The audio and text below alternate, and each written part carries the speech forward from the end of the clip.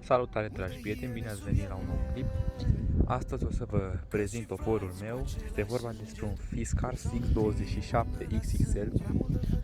Acest topor l-am luat anul trecut, undeva prin toamnă, și am spart în jur de 20 de cubi cu el.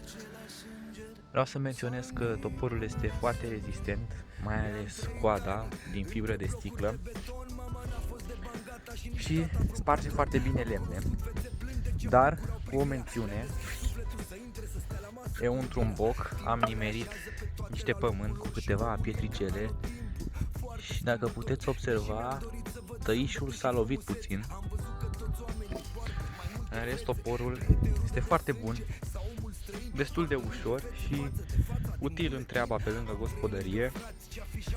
Cu el a mai venit și acest plastic pentru protejarea tăișului.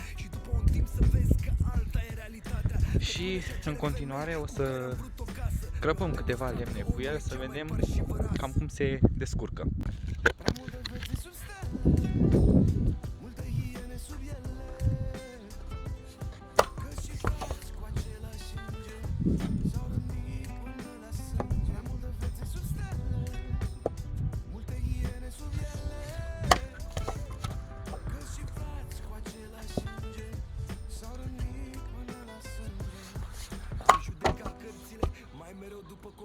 Și la final mi-am găsit sufletul în stare de alertă, că e doctor, preot, om simplu sau cerșetor. O să le vezi a doua față atunci când le cere ajutor.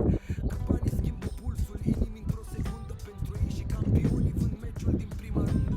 Ce să mai zic de familii ce și-au vândut copiii, cu o față la suprafață, cu cealaltă sub cochilii. Mii de fețe, prea puține trupuri printre noi, mii de zâmbete și fapte false miros a gunoi. Falsitatea are rădăcini din care își trage seva, minciuna are gust de la Adam și Eva. Și eu am mai multe fețe, deși m-am născut cu una. Sunt la fel ca tine, le car după mine cu furtuna. Nimic nu s-a schimbat, așa a fost mereu, că omul e singura greșeală a lui Dumnezeu. Prea multe fețe sub stele, multe hiene sub ele, că și frați cu același înger s-au rănit până la sânge. Prea multe fețe sub stele, multe hiene sub ele,